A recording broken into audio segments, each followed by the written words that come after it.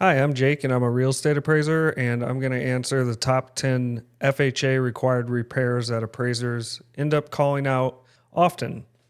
Just so you know, if a repair is required, it doesn't mean you're not approved FHA. It just means that you may have to fix the minor repair item. So let's go with the first one. Number one is peeling paint. Anything built before 1978 that has peeling paint has to be corrected. And peeling paint on a newer home, such as like a deck or any exposed wood, also can't have peeling paint. And this goes for anywhere on the exterior, anywhere on the interior, anywhere on the property. This includes sheds, fence posts, mailboxes. It mostly appears in older homes around windows and doors, and just older homes in general if they have wood siding. So I'll show you some pictures of peeling paint. This is around the window. You can see it has to be fixed. It's just required. It doesn't matter if you test it for lead or not. It's just if it's built prior to 1978, you have to get it fixed. Here's some more peeling paint. And the way you fix this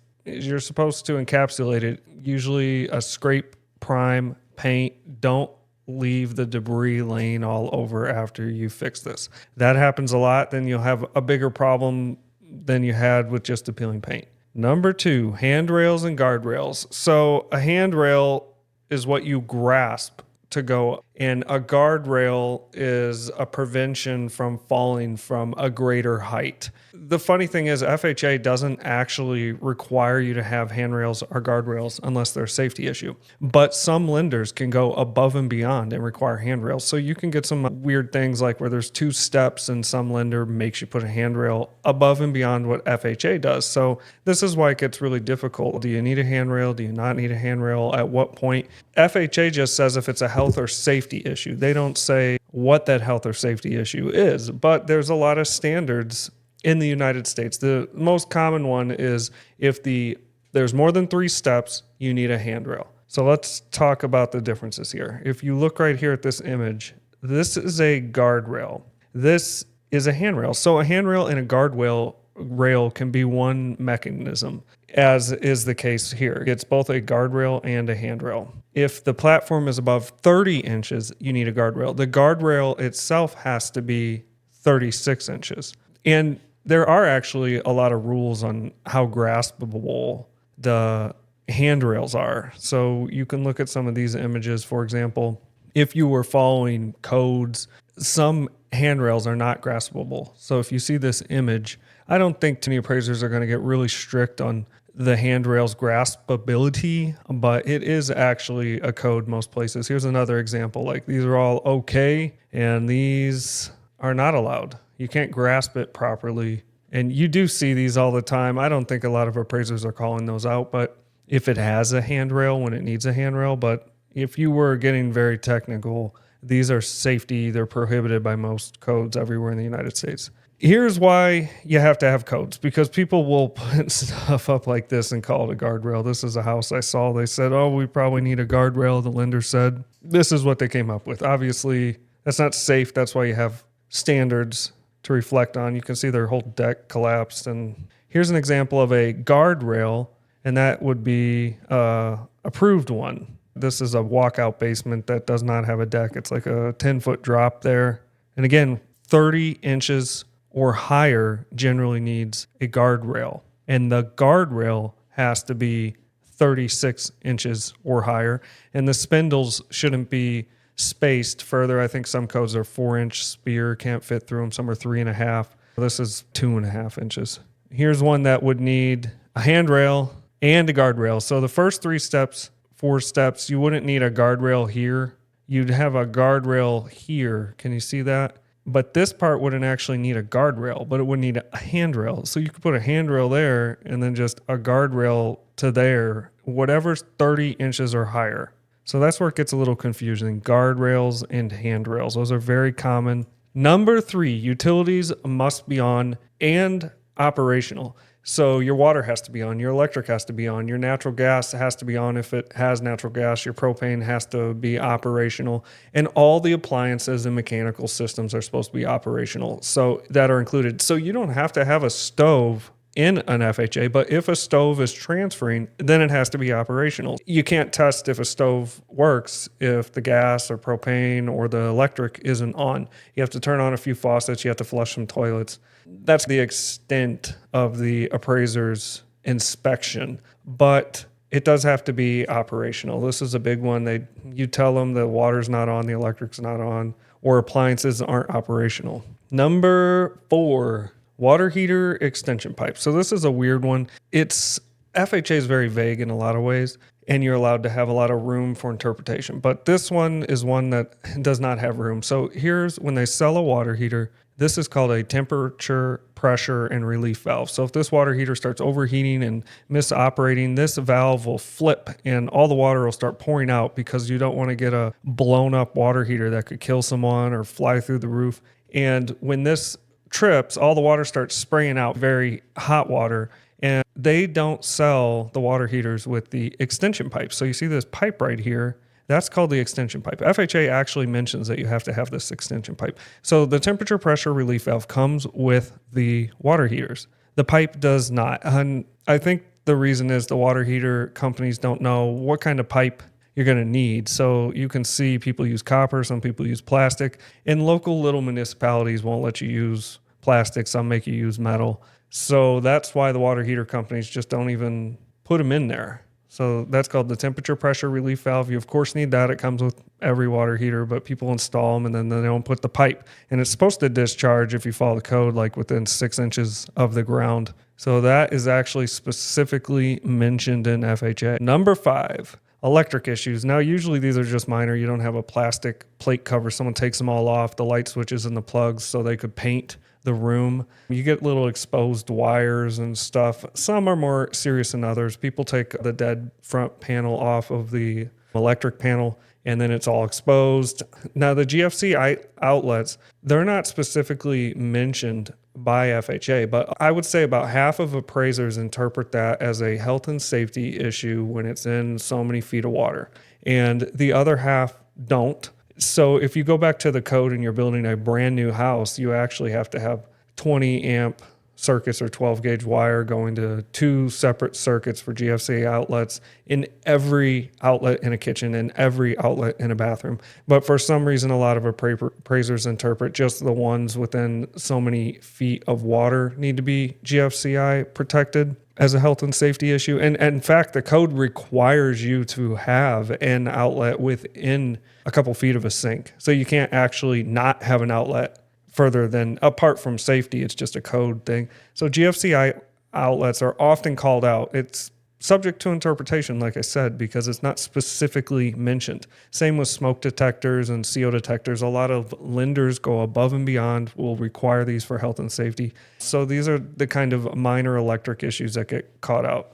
Number 5, rotted wood on decks, door frames, siding, window frames, sills. This kind of goes along with peeling paint. You can see this is just rotted out, whether it's termites or what, but this was a deck railing that was pretty high up. That kind of stuff gets called out because it becomes a health and safety issue often with the rotted wood. This is an example of a wood deck. So this house was built after 1978, but you can see the wood is no longer painted and it's not approved to not be stained or painted every so often. And you can see it's grayed out. So this would actually need to be painted, stained, or sealed for exterior exposure. And it has some rotted wood in some areas as well. Number 7, the roof. FHA actually specifically mentions you have to have so much estimated to a roof. What's going to happen is if an appraiser sees crazy roof shingles peeling up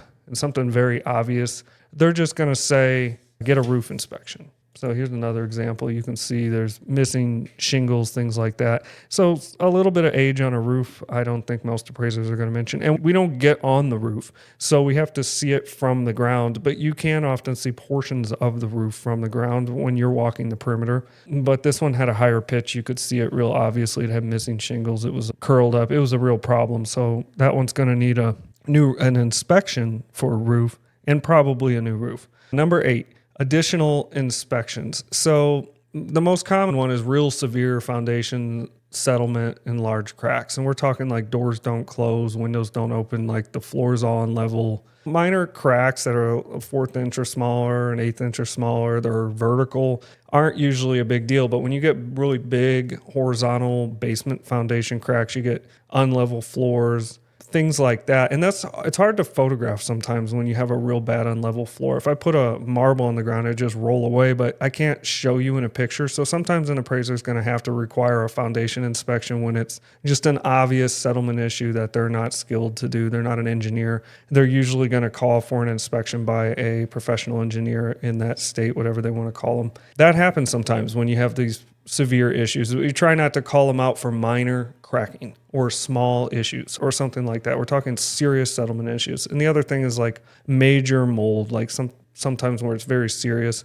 A lot of times you're going to know this probably is going to be an issue for FHA when it has massive mold. It probably has some other issues going on. But these are the type of things that do have to have additional inspections above and beyond my capabilities. And that happens enough. But number 9, you have to have a permanent heat source. And I'm not talking about a wood stove. Sometimes out in the country, people will have these little baseboard heaters and they don't use them or they get old and they'll just use their wood stove they have. The problem with that is you have to put wood in every so often, every couple hours, every couple days, every couple weeks, maybe if you could make it last that long, I don't know. But you have to have a continuously operable heat source where humans do not have to intervene. Usually electric or natural gas or propane would count. Some type of a heat source like that where you don't have to intervene regularly, like it could last a season. And I believe the minimum temperature is 50 degrees, but any heat source is going to go up. And it has to be permanently installed. You can't just plug them into the wall and count it. It has to be a permanently, professionally installed heat source. Baseboards, electric and ionic radiators, those types of things all count, but it does have to be permanently installed. You can't just plug it in and trip breakers and things like that, heating your whole house. Number 10, this happens every now and then, and this is externalities and environmental issues. I say externalities because sometimes your well is on your property and sometimes it's not. Sometimes the well is on someone else's property, or sometimes neighbors or businesses have very large above ground storage tanks that house large amounts of gasoline or oil, and you can actually not get approved for FHA for being close to certain proximities like that. There was a railroad here and crude oil gets transferred or refined oil, and it gets loaded into these giant storage tanks, and then big trucks come, fill it up, and go to gas stations. And there was a house next to one of those, and the distance was only like 40 feet, and it was just too close for FHA standards. Now, they used to not allow you to be even next to in-ground, like at a gas station, so many feet, but they removed that rule. So this is things that aren't even part of the house, just being close to an externality that FHA mentions and doesn't like if you were by a toxic waste dump or something like that. Now, as far as environmental issues on the property, an example that happens a lot, you have to comment on the well and septic distance. So they have to be so far away from each other. And I've seen one where a well was literally like 5 feet away from a septic. It was an old cabin and then now someone was living in it. That's not going to get approved FHA because it's less than so many feet away from where the septic is going and the water is being drawn from that. You can also have situations where people have massive amount of tires or oil, or they work on cars on their house, and it could borderline be seen as an environmental issue that needs to be cleaned, or they need to remove the oil or tires. So there are examples like that need to be corrected with FHA. One thing, the last thing I would say is you really don't want to determine this yourself unless you're an appraiser. For one, they're always changing the rules, and tomorrow things could change and all of a sudden they allow something I'm mentioning in this video. But I often see agents, real estate agents, and loan officers tell someone something would not qualify for FHA, and when I get there, it would have been fine. They just misinterpret the rules. So use this for informational purposes and try to take that into account when you're considering whether the top 10 required FHA repairs. Thanks a lot.